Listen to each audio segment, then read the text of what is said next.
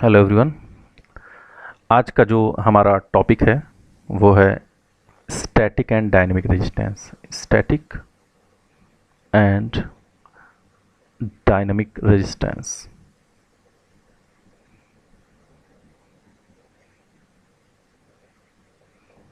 Static and dynamic resistance of diode.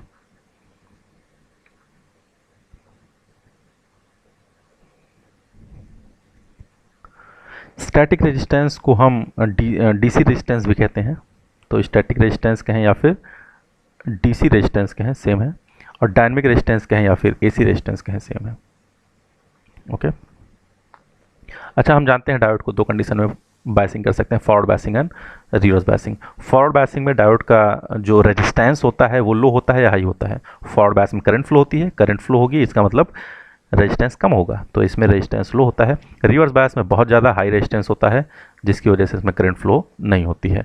तो जो reverse bias condition होता है उसको हम यहाँ नहीं देखेंगे। यहाँ पर फॉरवर्ड बायस कंडीशन में जब लो रेजिस्टेंस होता है तो फॉरवर्ड बायस कंडीशन में डायोड में दो तरीके के रेजिस्टेंस होते हैं। एक को कहते हैं स्टैटिक रेजिस्टेंस या डीसी रेजिस्टेंस। तो पहला हम देखते हैं फॉरवर्ड बायस कंडीशन में, ये दोनों रेजिस्टेंस फॉरवर्ड बायस कंडीशन में है। एक को कहते हैं हम स्टैटिक या डीसी रेजिस्टेंस। ये क्या होता है? तो जब हम किसी, इसमें नाम से ही क्लियर है डीसी, ये डीसी रेजिस्टेंस है। तो जब हम किसी डायोड में डीसी सप्लाई देते हैं, ओके, तो जब किसी डायोड में डीसी करंट फ्लो होती है तो उस डायोड में जो उस समय रेजिस्टेंस होता है या डायोड के द्वारा ऑफर रेजिस्टेंस को, उस कंडीशन में जो डायोड रेजिस्टेंस ऑफर करता है उसको डीसी रेजिस्टेंस कहते हैं। सिंपल सी बात है कि जब किसी डायोड में डीसी करंट फ्लो होती है तो उस समय उसके द्वारा ऑफर रेजिस्टेंस को ही हम डीसी रेजिस्टेंस कहते हैं। तो ये किसके बराबर होता है? तो मान लीजिए हमने डायोड को जो डीसी सप्लाई दी हुई है वो वीडी है, जिसकी वजह से उसमें कितनी करंट फ्लो हो रही है? आईडी फ्लो हो रही है। ओके। तो जो डीसी रेजिस्टेंस इसका होगा, जिसको हम आर डीसी से रिप्रेजेंट करते हैं, R DC, this is equal to the ratio of applied voltage divided by current flowing through the diode.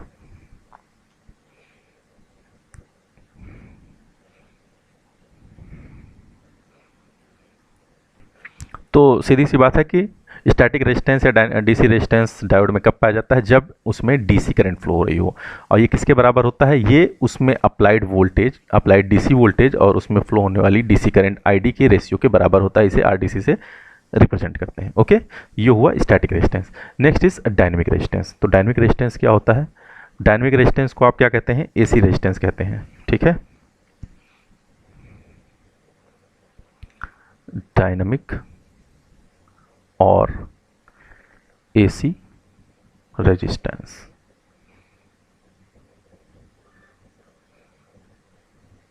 तो जैसा कि स्टैटिक रेजिस्टेंस किस केस में था? जब उसमें हम डीसी सप्लाई दिए हुए थे। इसी तरीके से डायनेमिक रेजिस्टेंस किस केस में होगा? जब हम डायोड में एसी सप्लाई दिए हुए हैं। एसी सप्लाई मीन्स वो सप्लाई जिसकी पोलैरिटी चेंज होती है। डीसी में पोलैरिटी चेंज नहीं होती है। डीसी में जो करंट फ्लो होती है वो एक ही डायरेक्शन में फ्लो होती है, लेकिन इसमें क्या होता है? एसी में पोलैरिटी चेंज होती है। पोलैरिटी चेंज मीन्स यहाँ पर कभी पॉजिटिव साइकिल मिलेगी आपको, कभी निगेटिव। तो यहाँ पर पोलैरिटी चेंज होती है एसी में, जबकि डीसी में ऐसा नहीं होता है।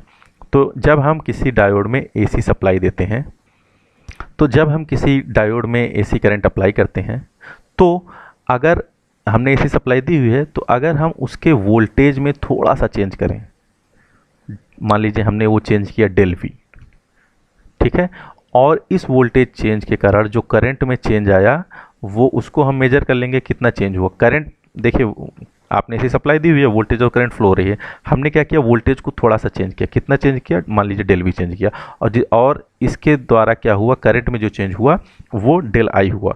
तो इन दोनों के रेशियो को ही हम कहते हैं, del V upon del I को ही हम कहते हैं डायनेमिक रेजिस्टेंस या एसी रेजिस्टेंस, जिसको रिप्रेजेंट करते हैं आरडी से।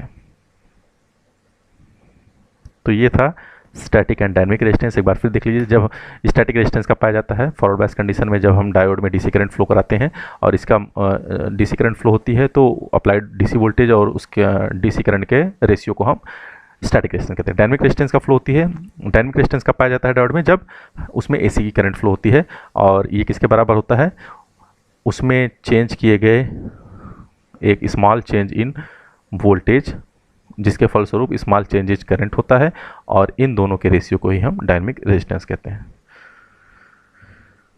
ठीक है, थैंक यू।